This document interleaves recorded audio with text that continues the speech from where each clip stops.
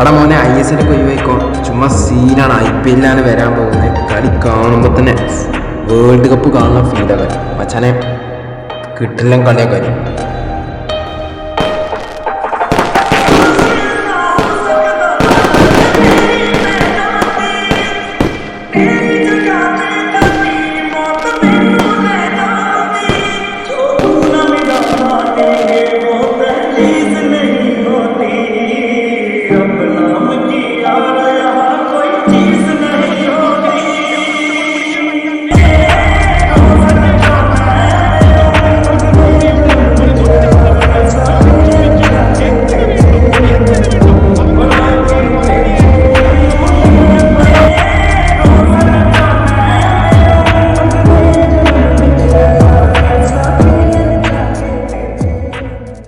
ഇന്നലെ ISL കൂടുതൽ കാര്യങ്ങൾ ചർച്ച ചെയ്യുന്നതിന് വേണ്ടിയിട്ട് ഒരു മീറ്റിംഗ് നടത്തിയിരുന്നു. സോ ഈ ഒരു മീറ്റിംഗിൽ നമുക്ക് പോസിറ്റീവായിട്ടുള്ള ഒരു കാര്യം സംഭവിച്ചിട്ടില്ല.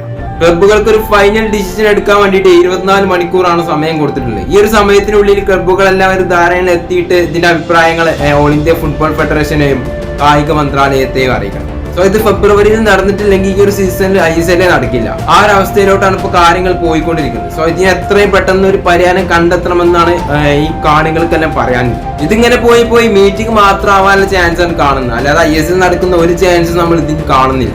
കായിക മന്ത്രാലയം അറിയിച്ചിട്ടുള്ള ഇത് പ്രീമിയർ ലീഗ് നടത്തുന്നത് പോലെ നടത്തണമെന്നാണ്. എന്ന് വെച്ചാൽ ഇത് ക്ലബ്ബുകളെ ഏറ്റെടുത്ത് ക്ലബ്ബുകളായിട്ട് നടത്തണമെന്നാണ് അവർ അറിയിച്ചിട്ടുള്ളത്.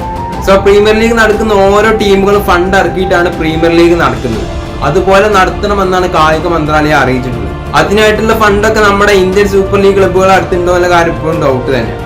സോ ഇതിനിടെ മോഹൻ ബഗാൻ വിലക്ക് കിട്ടി. കാരണം കഴിഞ്ഞ AFC ചാമ്പ്യൻസ് ലീഗ് കളിക്കാത്തതിന്റെ പേരിലാണ് ഈ വിലക്ക് കിട്ടിയെന്നാണ് നമുക്ക് അറിയാൻ പറ്റുന്നത്.